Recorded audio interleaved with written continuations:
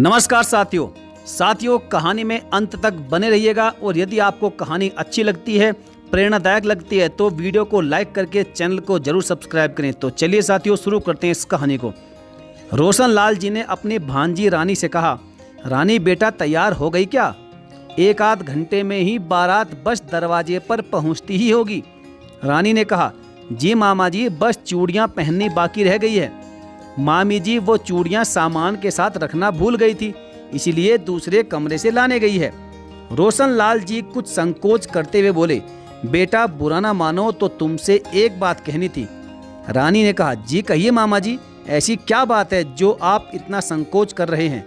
रोशन लाल जी बोले कि तुमको किसी से मिलवाना था। रानी ने बहुत ही उत्साहित होकर पूछा, जी मामा जी, कौन है वो? तुम खुद ही देख लो। इतना कहकर रोशन लाल जी ने किसी को कमरे में आने को कहा। अरे आप अंदर आ जाइए। तभी शॉल ओढ़े एक अधेड़ उम्र की औरत ने कमरे में प्रवेश किया। उस औरत को देखकर रानी ने बड़े आश्चर्य से पूछा, मामा जी कौन है ये? रोशन लाल जी बोले, यह तुम्हारी माँ है बेटा। यह सुनकर रानी भड़क उठी और बोली, यहाँ क्या करने आई है ये मेरी माँ है। इनसे पूछो कि इन्होंने कभी माँ होने का फर्ज निभाया है क्या? यह तो मुझ दूध मुही बच्ची को अकेला छोड़कर चली गई थी ना। आपने और मामी ने मुझे पाल पोस कर बड़ा किया है। आप और मामी ही मेरे माँ बाप हैं। ऐसी औरत मेरी माँ कभी नहीं हो सकती जो अपनी अय्यासियों के लिए अपनी छोटी सी बेटी को छोड़कर चली जाए। वह औरत बोली, ऐसा मत कहे बेटा, एक बार मेरी भी बात सुन ले। मुझे कुछ नहीं सुनना, तुम यहाँ से इसी वक्त चली जाओ। फिर उस अधेड़ औरत ने रानी से कहा कि सच कहा, मेरा यहाँ से जाना ही ठीक है। और वह उसी समय वहाँ से रोते हुए चली गई। यह देखकर रोशन लाल जी चुप न रह सके और रानी बिटिया से बोले, अरे ऐसा मत कहे बेटा, इतनी कठोर मत बन। आखिर वह तुम्हारी माँ है, एक बार उसकी बात तो सुन ले। रानी बोली, मामा जी, आप इनकी सारी सच्चाई जानते हुए भी ऐसी बातें कर रहे हैं। अरे बेटा, इनके बारे में जो तुझे पता है वही मुझे भी पता है। लेकिन अभी कुछ दिनों पहले यह मुझे मथुरा के एक मंदिर में कुछ विधवाओं के साथ मिली तो मैंने पहचान लिया और कहा कि दीदी मैं आपका छोटा भाई रोशन। लेकिन इन्होंने मुझे पहचानने से इनकार कर दिया। फिर मैंने कहा कि दीदी आपकी बेटी की शादी है, उसे आशीर्वाद देने नहीं आएंगी? तब जाकर उन्होंने मुझसे कहा, रोशन मुझे माफ कर दे, मुझ जैसी कलंकिनी को तुझे भाई पुकारने का कोई हक नहीं है। मैं क्षमा के योग्य नहीं हूँ, लेकिन जो मैंने किया वह मेरी मजबूरी थी। मैं असहाय और अकेली थी। मैं तुम लोगों की जिंदगी में वापस नहीं आना चाहती, मुझसे दूर रहो। तब मैंने कहा, नहीं दीदी, आपको उसे आशीर्वाद देने आना ही होगा। इस पर दीदी बोली, नहीं रोशन, मैं अपवित्र हो चुकी हूँ। समाज ने मुझे अस्वीकार कर दिया है, मैं कैसे उसे आशीर्वाद देने आ सकती हूँ? तब दीदी से मैंने कहा, दीदी मुझे मालूम है कि समाज ने तुम्हें चरित्रहीन, कलमुही, कलंकिनी और न जाने क्या क्या कहकर पुकारा, लेकिन मुझे मालूम है कि मेरी चांदनी दीदी कभी भी ऐसी नहीं हो सकती। आज मुझे तुम्हारे बारे में सब कुछ सच सच सुनना है। तब तो मैं छोटा था तो तुम्हारे लिए कुछ नहीं कर सका, लेकिन अब मैं तुम्हारा खोया हुआ सम्मान तुम्हें वापस दिलवा कर रहूँगा। तुमने आज तक जितनी भी राखियाँ मेरी कलाई पर बांधी है, मुझे उन राखियों की सौगंध है कि तुम्हें इंसाफ दिलवा कर ही रहूँगा। तब जाकर वह मुझे वृद्धाश्रम ले गई। जहाँ वह रहती थी वहाँ वह छोटे मोटे काम कर दिया करती थी, जिससे उन्हें वहाँ 2 समय का खाना और रहने के लिए छत नसीब थी। वहाँ जाकर जब मैंने उनकी कहानी सुनी तो मेरे पैरों तले जमीन खिसक गई। रानी ने पूछा, तो मामा जी क्या वह सब झूठ है जो हम लोगों ने माँ के बारे में सुन रखा है? रोशन लाल जी बोले, हाँ बेटा, वह सारी की सारी बातें पूरी तरह से सही नहीं है। तब रानी बोली, तो क्या आप मुझे मेरी माँ के बारे में पूरी सच्चाई बताएंगे? मामा जी बोले, तू सच में सुनना चाहती है ना? हाँ मामा जी, मैं उनके बारे में सब कुछ सच जानना चाहती हूँ। तो सुन अपनी माँ की सच्चाई। और फिर रोशन लाल जी ने चांदनी दीदी की कहानी सुनानी शुरू की। बात उन दिनों की है जब मैं मात्र 10 साल का था और चांदनी दीदी ने अभी 16वें साल में कदम रखा था। चांदनी दीदी मेरे सगे ताऊ जी की बेटी थी। उनकी माँ उन्हें जन्म देते ही भगवान को प्यारी हो गई थी। तब परिवार वालों के दबाव में आकर दीदी के पिताजी घनश्याम जी ने दोबारा शादी कर ली, लेकिन सौतेली माँ आखिर सौतेली ही निकली। वह चांदनी दीदी पर तरह तरह के अत्याचार और जुल्म करती, यहाँ तक कि चांदनी दीदी 8वीं के बाद उनकी वजह से पढ़ भी नहीं सकी। चांदनी दीदी पढ़ने में इतनी होशियार थी कि अगर उन्हें आगे पढ़ने का मौका मिलता तो आगे चलकर वो जरूर डॉक्टर या फिर इंजीनियर होती। सौतेली माँ किसी कारणवश मां न बन सकी तो उसकी सारी भड़ास चांदनी दीदी पर निकालती रहती, कहती कि यही मनहूस है इसलिए ऐसा हो रहा है।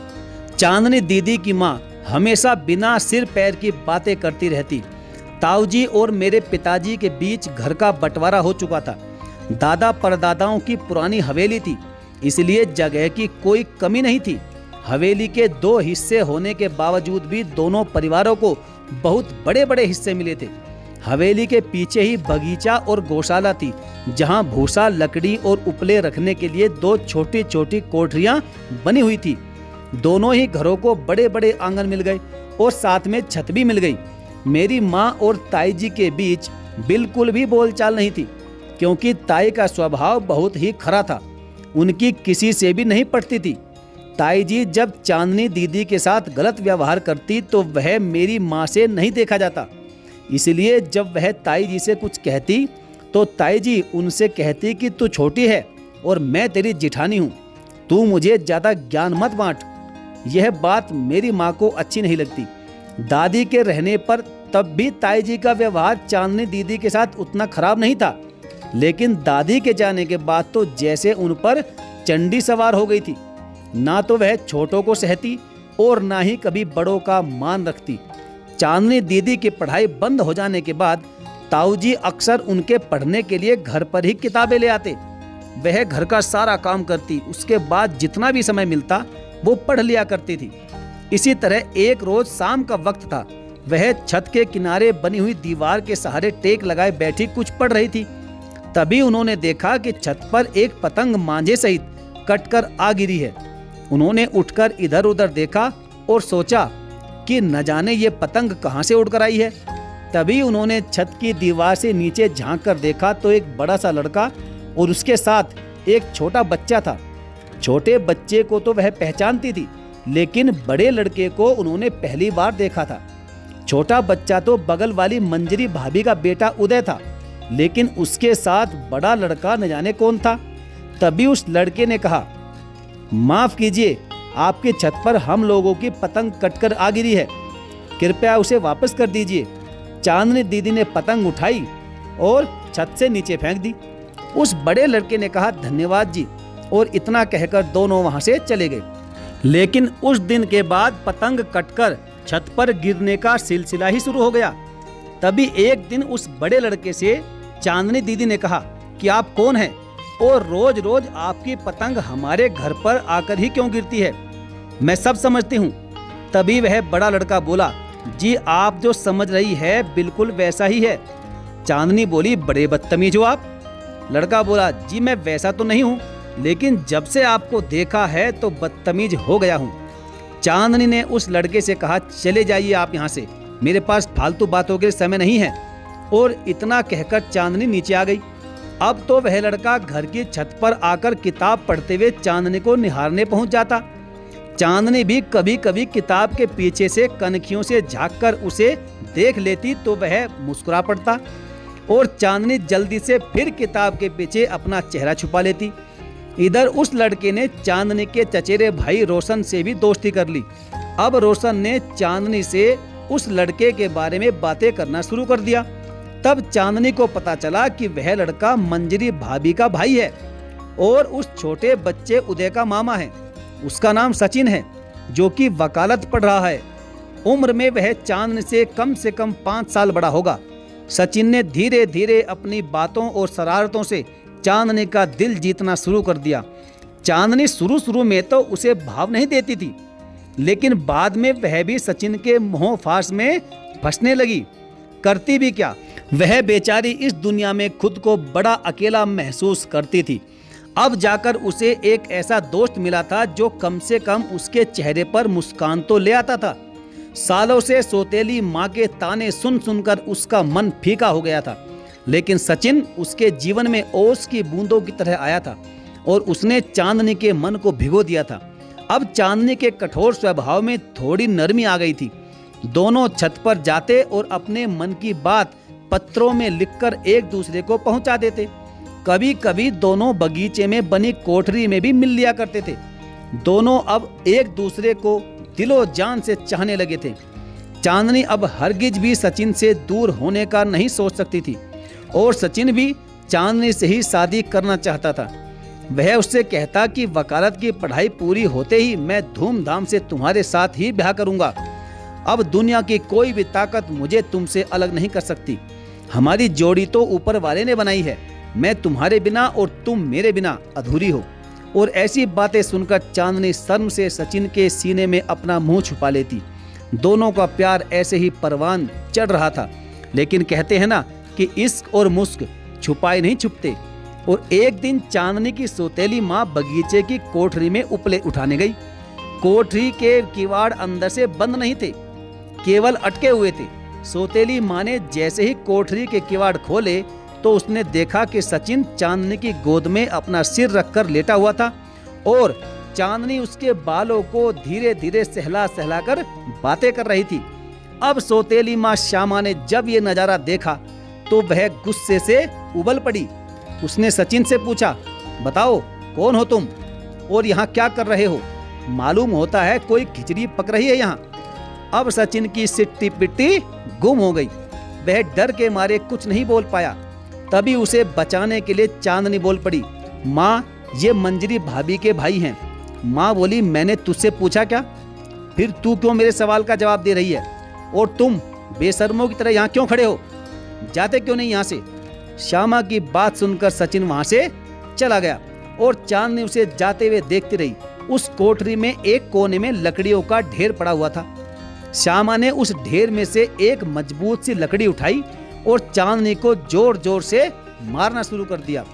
चांदनी ने अपना कोई भी बचाव नहीं किया और चुपचाप बेचारी मार खाती रही। जब श्यामा चांदनी को मारते मारते थक गई तो खुद ही उसने मारना बंद कर दिया और उसने चांदनी को उस कोठरी में बंद करके बाहर से ताला लगा दिया। लेकिन चांदनी ने कोई भी हस्तक्षेप नहीं किया। दोपहर से शाम हो गई। चांदनी भूखी प्यासी ऐसे ही उस कोठरी में पड़ी रही। इधर सचिन ने परेशान होकर रोशन से ये कह दिया कि तुम्हारी दीदी भूखी प्यासी कोठरी में बंद है, जरा अपनी माँ से कहकर उसकी मदद करो। रोशन को ये पता हुआ तो उसने फौरन अपनी माँ को आकर बताया। रोशन की माँ से ये सब नहीं देखा गया और उसने अपनी जेठानी श्यामा से उसे कोठरी से बाहर निकालने को कहा। श्यामा बोली, आई बड़ी सिफारिश करने वाली, पता है आज मैंने उसे एक लड़के के साथ रंगे हाथों पकड़ा है। आज आने दो इसके बाप को जो इसकी बहुत तरफदारी करता है। उसे सब बताऊंगी कि तुम्हारी लड़की कैसी कैसी करतूतें करती है। चांदनी की गलती देखकर रोशन की माँ भी चुप हो गई। उस दिन के बाद श्यामा ने चांदनी को घर में ही नजरबंद कर दिया और आनन फानन में चांदनी का ब्याह भी तय कर दिया। इधर सचिन ये खबर सुनकर तड़प उठा। एक दिन चिट्ठी लिखकर उसने रोशन के हाथ भिजवाई कि वो चांदनी से मिलना चाहता है। रात में बगीचे के पास मिलो। चांदनी रात को बगीचे में उससे मिलने गई और सचिन ने रोते हुए चांदनी को गले से लगा लिया और बोला कि चांदनी ब्याह मत कर, मना कर दे इस ब्याह के लिए। कुछ दिन बस मेरा इंतजार कर ले, पढ़ाई पूरे होते ही मैं तुझसे ब्याह कर लूंगा। मैं कुछ नहीं कर सकती सचिन, अब कुछ भी मेरे बस में नहीं है। मेरा और तुम्हारा साथ बस इतना सा ही था। मैं अब अपने माँ बाप को और धोखा नहीं दे सकती। और इतना कहकर चांदनी ने खुद को सचिन की बाहों से छुड़ाया और चली गई। सचिन वहीं बगीचे में घुटनों के बल रोता रह गया। कुछ दिनों में चांदनी का ब्याह हो गया और उसकी विदाई में सचिन ने बहुत आंसू बहाए। जब चांदनी दोबारा ससुराल से अपने मायके लौटी तो उसे पता चला कि उसकी शादी के 2 दिन बाद ही सचिन ने अपने गांव जाकर नहर में कूदकर आत्महत्या कर ली थी। यह सुनकर चांदनी बहुत रोई और मन ही मन उसने सचिन से माफी मांगी। अब चांदनी दोबारा ससुराल पहुंची उसका ससुराल में अब मन लगने लगा था, क्योंकि उसके पति दयाल का स्वभाव बहुत ही अच्छा था। वह काफी खुशमिजाज और मिलनसार भी था। वह चांदनी का भी बहुत ख्याल रखता था, लेकिन दयाल के माँ बाप नहीं थे। उसे उसकी बड़ी बहन चंदा ने ही अपने घर में आसरा दे रखा था। क्योंकि चंदा निसंतान थी, इसलिए वह दयाल को अपने बेटे जैसा और चांदनी को बहू की तरह मानती थी। दयाल एक बस कंडक्टर था। आमदनी इतनी हो जाती थी कि वह चांदनी को खुश रख सकता था। इसी तरह से 3 साल बीत गए, लेकिन चांदनी की गोद नहीं भरी। अब चंदा को यह डर लगने लगा था कि कहीं चांदनी भी उसकी तरह निसंतान न रह जाए। लेकिन कुछ दिनों के बाद भगवान ने चांदनी की सुन ली। खबर मिली कि वह मां बनने वाली है। इस बात को 3 महीने ही बीते थे कि एक दिन दयाल की बस का एक्सीडेंट हो गया। काफी मुसाफिर हताहत हुए, कुछ की मौत भी हो गई और मरने वाले लोगों में बस के ड्राइवर और कंडक्टर भी शामिल थे। इस खबर से चांदनी बिल्कुल हिल गई।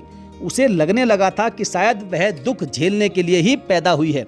इसी तरह पति की मौत का दुख झेलते हुए चांदनी ने कुछ महीनों बाद एक लड़की को जन्म दिया और प्यार से उसका नाम रानी रखा। लेकिन अभी भी चांदनी के दुखों का सिलसिला थमा नहीं था। उसे यह तो पता था कि उसका नंदोई बिहारी अच्छे चरित्र का आदमी नहीं है, लेकिन उसे यह नहीं पता था कि वह उस पर भी खराब नियत रखता है। एक दिन दोपहर के समय चांदनी घर में अकेली थी। वह रानी को सुलाकर दोपहर का खाना बनाने जा रही थी। चंदा बाजार गई हुई थी। इतने में बिहारी घर आया और उसने देखा कि चंदा घर पर नहीं है। वह तो इसी मौके की तलाश में था। उसने चांदनी को घर में अकेली पाकर घर का दरवाजा बंद किया और पीछे से जाकर उसे दबोचने की कोशिश की, लेकिन चांदनी ने अपने आप को बचा लिया और वह हट गई। लेकिन अपना वार खाली देखकर बिहारी गुस्से से लाल होकर बोला, आज तो चाहे जो हो जाए मैं तुझे नहीं छोड़ूंगा। आज तो चंदा भी घर पर नहीं है, तुझे भला मुझसे अब कौन बचाएगा। यह सुनकर चांदनी गिड़गिड़ाते हुए अपनी इज्जत की भीख मांगने लगी, लेकिन वह राक्षस कहाँ मानने वाला था। इतने में बच्ची जाग उठी और जोर जोर से रोने लगी। तब पड़ोस में रहने वाली काकी ने अपने घर से आवाज दी, क्यों रे चंदा, बच्ची को क्यों रुला रही है। तभी चांदनी बिहारी से बोली, देखो आपने अगर कोई गलत हरकत की तो मैं सबको चिल्लाकर बुला लूंगी। तब बिहारी बोला, अगर हिम्मत है तो चिल्ला और बुला ले सबको। चांदनी फिर से बोली, मैं सच कह रही हूँ, कोई लिहाज नहीं करूंगी। लेकिन तब भी बिहारी नहीं माना। मजबूर होकर चांदनी ने शोर मचाना शुरू कर दिया। शोर सुनकर भीड़ इकट्ठा हो गई। तभी बिहारी दांव खेल गया और उसने सबसे यह कह दिया कि ये ही मेरे गले पड़ रही थी। क्या करें, बेचारी जवान खून है, जवानी संभाली नहीं जा रही है। जवानी के जोश में इसने यह भी नहीं देखा कि मैं इसके बाप के समान हूँ। कहने लगी, हल्ला मचा देगी।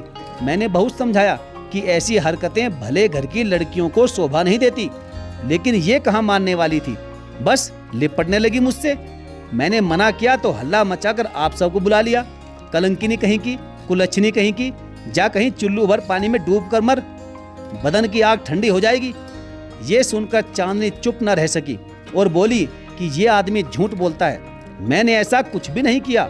उसी समय चंदा भी घर आ गई और यह सब तमाशा देखकर माथे पर हाथ धरकर बैठ गई और फिर बोली कि आप सब लोग यहाँ से जाइए, मैं सब संभाल लूंगी।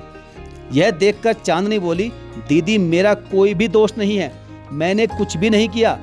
ये सुनकर चंदा बोली, दोषी तो सीता भी नहीं थी, फिर भी अग्नि परीक्षा भी तो उसी ने दी थी। मुझे पता है कि तूने ऐसा कुछ नहीं किया होगा, लेकिन तू यह क्यों भूल रही है कि ये समाज पुरुषों का बनाया हुआ है, जो वो चाहेंगे वही होगा। उस समय तो चंदा इतना बोलकर चुप रह गई, लेकिन रात को उसने चांदनी से कहा कि मैं कब तक तुझको बचाती रहूंगी। तू ऐसा कर कि बच्ची को यहीं मेरे पास छोड़कर शहर चली जा, मैं सब संभाल लूंगी। और रातों रात चंदा ने चांदनी को कुछ पैसे देकर शहर जाने वाली बस में बैठा दिया। इधर बिहारी को मौका मिल गया और उसने चांदनी को बदनाम करने के लिए गांव में ये अफवाह फैला दी कि वह किसी के साथ भाग गई है। खानदान का नाम बदनाम कर दिया और बिहारी ने चांदनी के पिता से कहा कि बच्ची को यहाँ से ले जाएं, हम उसे नहीं रखेंगे। चांदनी के पिताजी रानी को ले आए, लेकिन सौतेली माँ ने भी उसे पालने से मना कर दिया।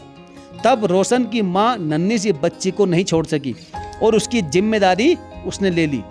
उधर शहर में जब तक चांदनी के पास पैसे थे तो वह जी रही थी, लेकिन पैसे खत्म होने के बाद वह भूखी मरने लगी। एक दिन इसी तरह भूखी प्यासी वह सड़क के किनारे जा रही थी और चक्कर खाकर वहीं पर गिर पड़ी। सड़क के किनारे एक छोटी सी गुमटी में लुहार अपना काम कर रहा था। उसने चांदनी को बेहोश हालत में देखा तो उसके मुंह पर पानी छिड़का। चांदनी होश में आई तो उससे पूछा कि बहन, तुम कौन हो और तुम्हारे साथ में कौन है? तब चांदनी ने अपनी सारी रहम कहानी उस लोहार को सुना दी। वह लोहार बोला, बहन तुम यहाँ रह सकती हो, मेरा हाथ बटा दिया करो, जो भी रूखी सूखी पकाओगी वो तुम भी खाया करो और मुझे भी दे दिया करो। इस तरह चांदनी उस लोहार के संग उसकी बहन बनकर रहने लगी। लेकिन एक दिन गांव से कोई व्यक्ति शहर आया होगा तो उसने चांदनी को उस लोहार के साथ देख लिया। उसने सारे गांव में यह कह दिया कि वह किसी लोहार के साथ अपना मुंह काला करती फिरती है। बिहारी ने सही कहा था कि वह उल्टा ही थी। इस तरह बिहारी सही साबित हो गया और चांदनी बदचलन और आवारा साबित हो गई। और कुछ दिनों बाद वह लोहार भी तपेदिक की बीमारी से मर गया और एक बार चांदनी फिर से बेचारी अकेली हो गई। लेकिन इस बार वह अनाथालय में अनाथ बच्चों का सहारा बनकर उनकी सेवा करने लगी। वह इसके लिए सिर्फ 2 वक्त का खाना लेती थी। उसे रहने के लिए वहीं पर जगह भी मिल गई थी। लेकिन जब उसका शरीर कमजोर होने लगा तो वह मथुरा चली गई और वहां उसने वृद्धाश्रम में सहारा लिया। फिर जब रोशन की शादी हो गई तो दोनों पति पत्नी ने रानी को माँ बाप की तरह संभाल लिया। रोशन को भी चांदनी की पूरी सच्चाई पता नहीं थी। उसे तो बस वही मालूम था जो समाज ने उसे बताया था। उसने रानी को भी वही बताया।